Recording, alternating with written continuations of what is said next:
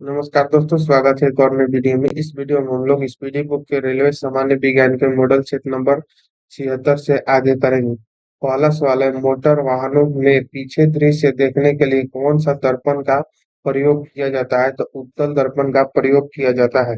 अगला सवाल है, किसी व्यक्ति द्वारा अपना पूर्ण प्रतिबिंब देखने हेतु समतल दर्पण की न्यूनतम लंबाई क्या होनी चाहिए? तो समतल दर्पण की जो न्यूनतम लंबाई होनी चाहिए, तो व्यक्ति की लंबाई जितनी होती है उसकी आधी होनी चाहिए।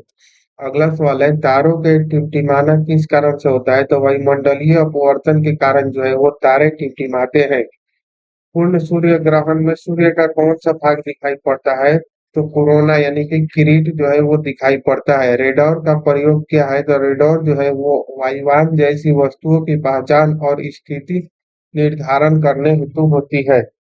थर्मस फ्लक्स में पेय पदार्थ का लंबे समय तक ठंडा या गर्म रहने का कारण क्या होता है? तो दोहरी दीवारों के भीतरी सतह पर रजत लेप तथा दोहरी दीवारों के बीच में निर्वात होना, इसीलिए जो होता है थर्मस फ्लक्स में पेय पदार्थ या ठंडा है तो ठंडा रहेगा, गर्म है तो गर्म रहेगा। अगला सवाल है, रेफ्रिजरेटर का हिमीकरण कक्ष यानी कि फ्रीजर उसमें सबसे ऊपर क्यों लगाया जाता है? जिसमें कि यह संवहन धारा के समुचित प्रवाह के सारे भीतरी भाग को ठंडा कर सके।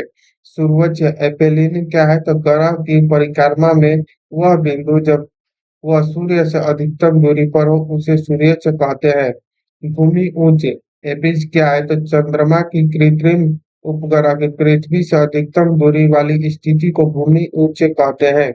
ईईजी विद्युत मस्तिष्क लेखी किससे संबंधित है? तो मस्तिष्क से। अगला है, क्यूरी किसकी इकाई है? तो रेडियो एक्टिव धार्मिका की जो है क्यूरी इकाई है। कैंडिला किसका मात्रक है? तो ज्योति तीव्रता जो है वो कैंडिला का मात्रक है। खाद्य ऊर्जा को किस इकाई में मापा जाता है? तो खाद्य ऊर्जा जो है उसको कैलोरी में मापा जाता है। अगला मॉडल सेट नंबर है 77। कह रहा है कि जल में तैरना न्यूटन की गति के किस नियम के कारण संभव है? तो न्यूटन के तीसरा गति के नियम, विपरीत क्रिया के विपरीत प्रतिक्रिया, न्यूटन के तीसरा गति के नियम के अनुसार जल में तैरना जो है वो संभव है। न्यूटन की गति का प्रथम नियम क्या कहलाता है? तो जड़त्व का नियम। न्यूटन के गति का प्रथम नियम जो है वो जड़त्व का नियम कहलाता है।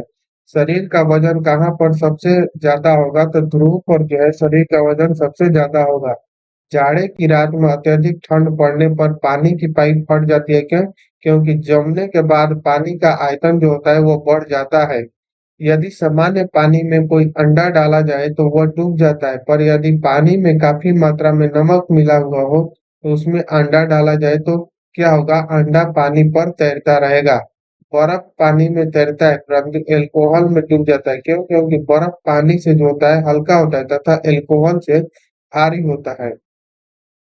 बांध के नीचे की दीवार मोटी बनाई जाती है, क्यों? क्योंकि गहराई बढ़ने से द्रव का जो दाब है वो बढ़ जाता है। भारी हिमखंड शीर्ष की अपेक्षा निचले तल से पिघलता है, क्यों? क्योंकि निचले तल का जो दाब है वो अधिक होने के कारण गलनांक जो है वो घट जाता है। साबुन के बुलबुले के अंदर का दाब पर क्या प्रभाव पड़ता है? तो वायुमंडलीय दाब से अधिक होता है। जब दूध को मथनी से माथा जाता है तो उसमें मक्खन अलग होता है। यह किस कारण से होता है? तो अपकेंद्रीय बल के कारण। जब एक पत्थर को चांद की सतह से पृथ्वी पर लाया जाता है तो क्या होगा? उसका भार बदल जाएगा लेकिन द्रव्यमान ज्यों का त्यों रहेगा। इस लिफ्ट में बैठे व्यक्ति को अपना भार कब अधिक मालूम पड़ता है? जब लिफ्ट त्वरित गति से ऊपर की ओर जा रही हो। ताप के सेल्सियम पैमाने पर परम शून्य ताप का मान कितना होता है? तो -273 डिग्री सेल्सियस। अगला मॉडल सेट नंबर है 78। करें कि पृथ्वी के परितः घूमने वाले कृत्रिम उपग्रह के बाहर गिराई गई गेंद कहाँ जाएगा? तो पृथ्वी के परितः उपग्रह के समान आवर्त काल के साथ उसी की कक्षा में घूमती रहेगी। एक लिफ्ट में किसी व्यक्ति का प्रत्यक्ष भार वास्तविक भार से कम होता है जब लिफ्ट कहाँ जा रही हो? तो त्वरण के साथ नीचे जा रही हो। यदि लोलक की लंबाई 4 गुनी कर दी जाए तो लोलक के झूलने का जो समय पर क्या प्रभाव पड़ेगा? तो दोगुना हो जाएगा। केल्विन मान में मानव शरीर का सामान्य ताप क्या है? तो 310 केल्विन। यदि जल यदि जल को 10 डिग्री सेल्सियस से 0 डिग्री सेल्सियस तक ठंडा किया जाए तो क्या प्रभाव पड़ेगा? तो जल का आयतन जो है वो 4 डिग्री सेल्सियस तक कम होगा, फिर बढ़ जाएगा 4 डिग्री सेल्सियस के बाद। बर्फ पर दाब पड़ने पर क्या प्रभाव पड़ता है? तो उसका गलनांक घट जाएगा। पूर्ण विकिरण उत्मापी किस सिद्धांत पर कार्य करता है? तो स्टीफन के नियम पर। सूर्य का ताप किस यंत्र से मापा जाता है? तो पायरोमीटर तापमापी द्वारा। जल को 0 डिग्री सेल्सियस से 10 डिग्री सेल्सियस तक गर्म किया जाता है, उसका आयतन पर क्या प्रभाव पड़ेगा? तो पहले घटता है उसके बाद बढ़ता है।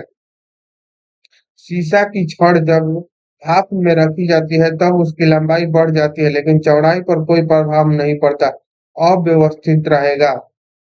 चौड़ाई पर पूछ रहा है क्या प्रभाव पड़ेगा? तो चौड़ाई जो है वो अव्यवस्थित रहेगा। एक धातु की ठोस गेंद के अंदर कोटर है, जब इस वस्तु को गेंद को गर्म किया जाएगा तो कोटर की आयतन पर क्या प्रभाव पड़ेगा? तो बढ़ेगा। सूर्य विकिरण का कौन सा भाग सोलर कुकर को गर्म कर देता है? तो अवरक्त किरण।